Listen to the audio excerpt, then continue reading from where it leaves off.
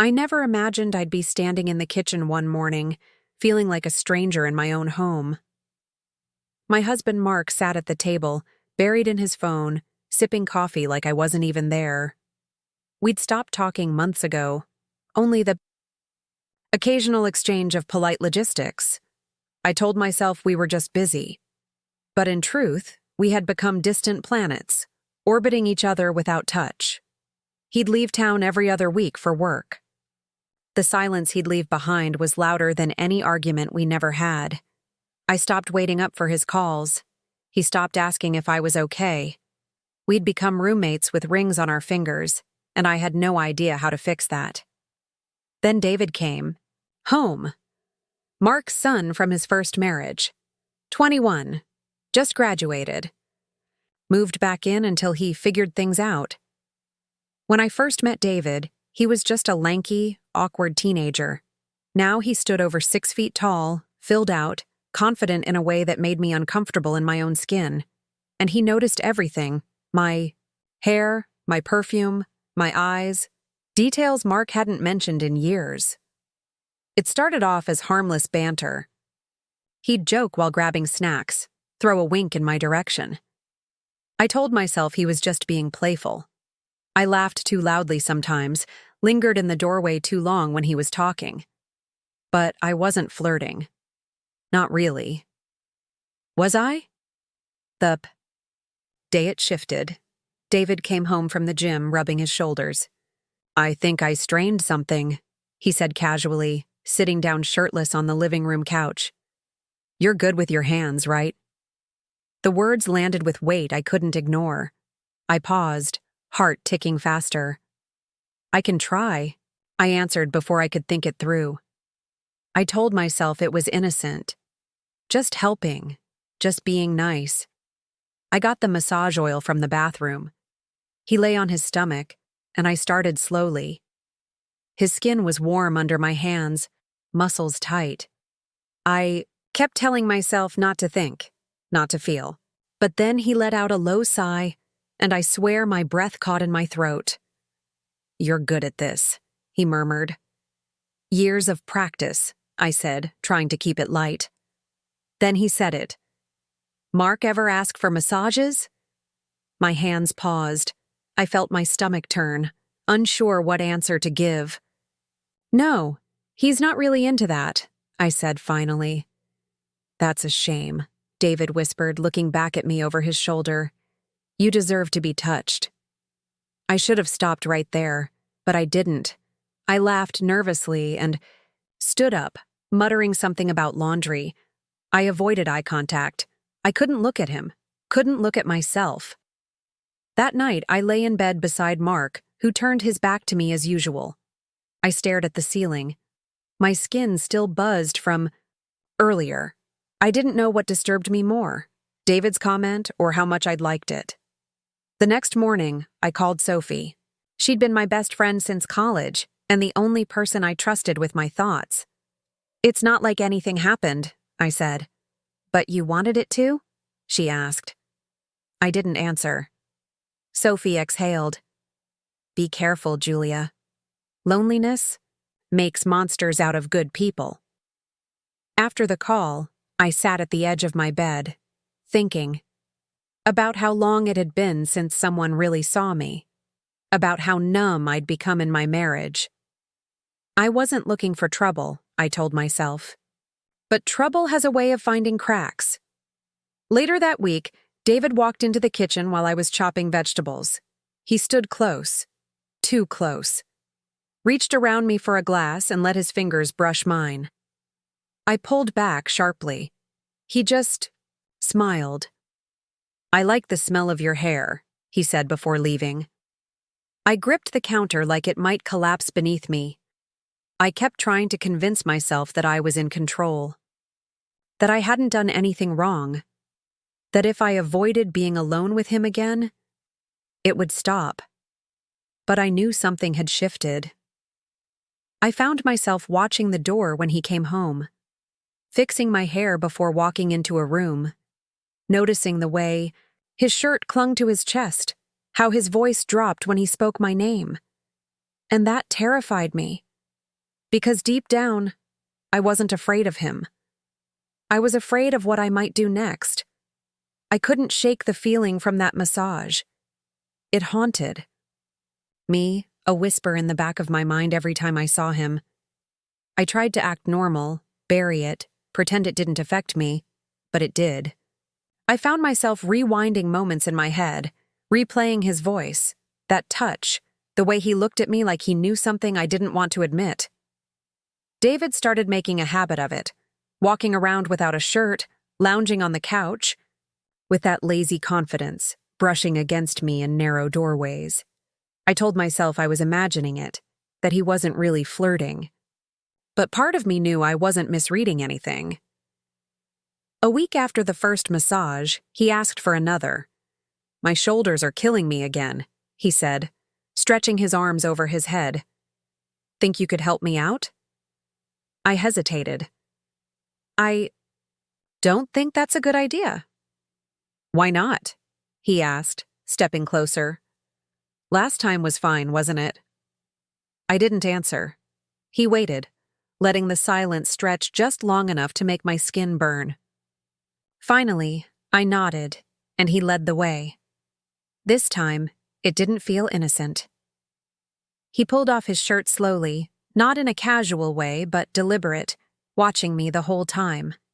I tried to stay professional, kept my hands steady, focused on the knots in his shoulders, but the air between us was thick, charged. Every breath I took felt heavy. "Do you ever miss it?" he asked suddenly. I froze. Miss what? Being touched, being wanted. I couldn't speak. My hands hovered over his back, unsure if I should keep going. "You don't have to answer," he said, voice soft. "I already know." He turned his head just enough for our eyes to meet. There was no smirk this time, no teasing, just silence and the quiet acknowledgement of something we both felt but hadn't named. I backed away quickly. This was a mistake. "I don't think so," he said calmly, pulling his shirt back on without looking away. "You can lie to yourself if you want, but I see you." That night, I couldn't sleep. Mark was in the room with me, breathing, softly beside me, completely unaware. I stared at the ceiling, trying to make sense of what I was doing. I hadn't done anything yet, not really, but I had wanted to. I couldn't deny that anymore. The next day, I found myself sitting in the car parked outside the grocery store, staring at my reflection. I didn't recognize the woman looking back at me. Her eyes were tired, lips pressed tightly like they were holding in something dangerous. Sophie called. I didn't tell her everything, just that things felt complicated. "Complicated how?" she asked. "I think I'm craving something I shouldn't be." "Then stop," she said.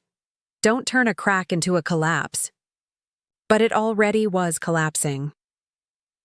Later that evening, David walked into the kitchen and handed me a cup of tea. "You seemed tense," he said. "Figured you could use this." I took it with a shaking hand. "You don't need to keep doing this." He leaned against the counter, arms crossed, expression unreadable. "Doing what?"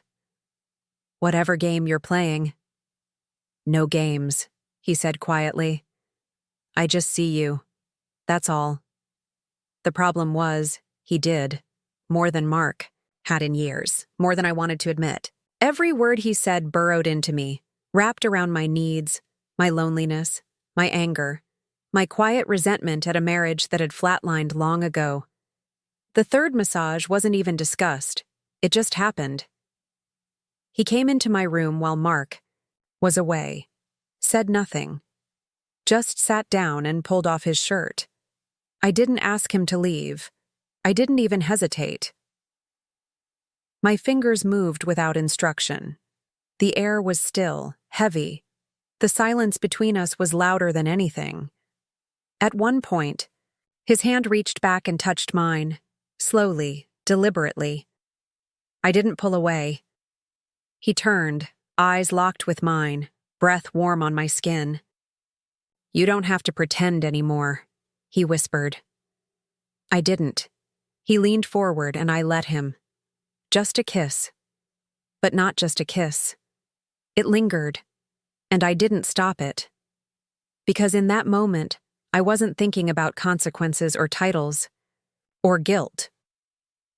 I was only thinking about what it felt like to be wanted, to be seen, to be touched in a way that made me feel like I mattered again. And once that line was crossed, I knew there was no going back. We didn't talk about what happened. There were no awkward apologies or explanations. David acted like nothing had changed, like kissing me in my bedroom while his father was out of town was just another casual exchange. I told myself it was a mistake, a moment of weakness. But then it happened again. Not the same way, not as bold. Just little things. A hand brushing mine and staying there longer than necessary. A whispered compliment when no one else could hear. A shared glance that lasted 1 second too long. The worst part wasn't the guilt. It was how alive I felt every time it happened.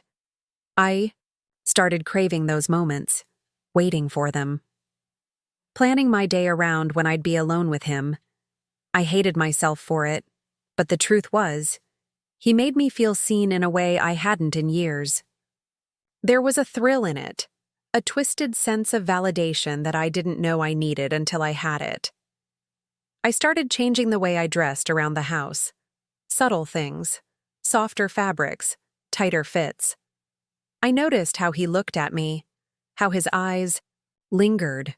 I pretended not to see it, but I always did.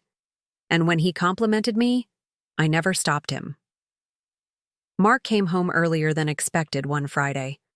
I was in the kitchen. David walked in shirtless, towel over his shoulder, and froze when he saw his father. Mark looked between us, suspicion flickering just briefly before vanishing behind his usual distracted expression. "Everything okay?" he asked, opening the fridge. "Yeah," I said quickly. "David was just heading for a shower." "Right," David added, tone perfectly casual. Nothing happened, but something shifted. The weight of what we were doing settled in heavier after that. I started checking over my shoulder more often, closing doors that didn't need to be closed. I wasn't just lying to Mark anymore. I was hiding from him. That night, I called Sophie again. This time, I didn't sugarcoat it. I told her about the kiss, about how it wasn't just physical, how it felt like something I couldn't control. Her silence stretched too long. "Tell me I haven't lost my mind," I whispered. She finally spoke. "You've lost more than that. You've lost your grip on right and wrong." "I feel alive," I admitted, ashamed of the truth. "You're not in love, Julia. You're drowning, and he's the closest rope." Her words stayed with me, even as I ignored them. David knocked on my door later that night. I didn't answer at first. I should have stayed silent. But I opened it. He didn't say a word. He stepped inside, slow, deliberate. His eyes searched mine like he was waiting for permission I wasn't ready to give, but already had. He reached for me, and I didn't stop him. It wasn't rushed. It wasn't chaotic. It was quiet, intentional, and horribly intimate.